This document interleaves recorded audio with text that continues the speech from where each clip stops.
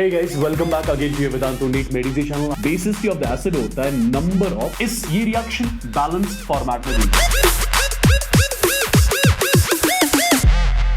Hey guys, welcome back again to your Vedantu NEET Medicine channel. I hope आप सब अच्छे से होंगे, all of you doing great. My dear students, redox reaction से अगर question पूछा जाता है, mainly दो टॉपिक से पूछा जाता है। एक होती है ऑक्सीडेशन स्टेट, दूसरा होता है इक्विवेलेंट वेट, राइट?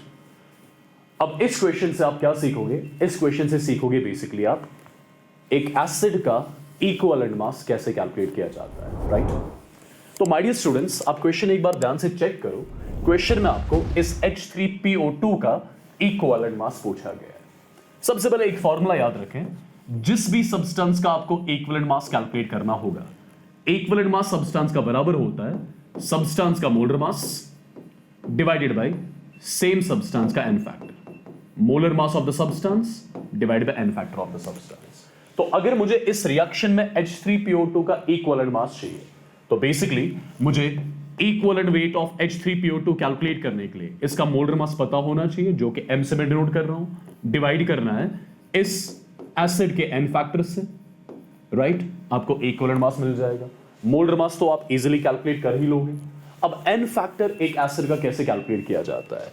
देखिए, अगर मैं लिखूं यहां पे n factor of acid, acid का जो n फैक्टर होता है वो एसिड की बेसिसिटी होती है। एसिड का जो n फैक्टर होता है वो एसिड की बेसिसिटी होती है। अब बेसिसिटी ऑफ द एसिड क्या होता है? बेसिसिटी ऑफ द एसिड होता है number of replaceable H positives, या मैं शॉर्ट में ऐसे लिख रहा हूं, number of H positives and acid donates. Number of H positives and acid donates. एक एसिड कितने H पॉजिटिव्स डोनेट करता है?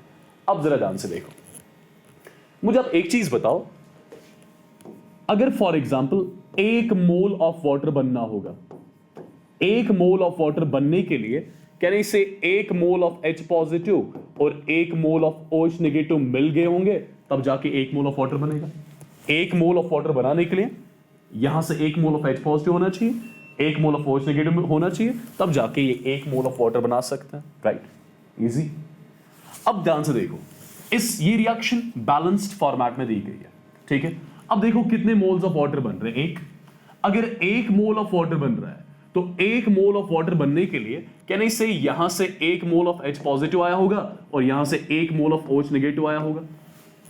अब जरा देखो, ये जो आपने एसिड लिया है, जरा देखो कितने मोल्स ऑफ H पॉजिटिव ये डोनेट कर रहा है, या शॉर्ट में बताओ कितने H पॉजिटिव डोनेट कर रहा है? 1 H पॉजिटिव डोनेट कर रहा है। और एक एसिड जितने H पॉजिटिव डोनेट करता है उतनी उस एसिड की बेसिसिटी होती है और वही उस एसिड का एन फैक्टर होता है। तो बेसिकली आपको पता चल गया कि यहां पे H3PO2 जो है ये 1 H पॉजिटिव डोनेट कर रहा है, तो इसका एन फैक्टर 1 होगा। दैट मींस इक्विवेलेंट मास जो H3PO2 का इस रिएक्शन में होगा, that's going to be m divided by 1 grams. As simple as that.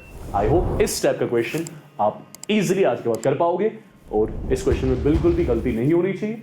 यही सेम प्रोसीजर आपको फॉलो करना है और क्वेश्चंस को सॉल्व करना है which are related to the equivalent mass of the substance. I hope आपको वीडियो पसंद आ गया होगा, राइट? तो मिलते हैं आगे और वीडियोस में ऐसे ही परफेक्ट जो नीट PYQs हैं, जिससे आपको हेल्प मिलेगी अपनी प्रिपरेशन जर्नी में। So with this I will take leave. Take care, God bless you all and love you all. Bye bye.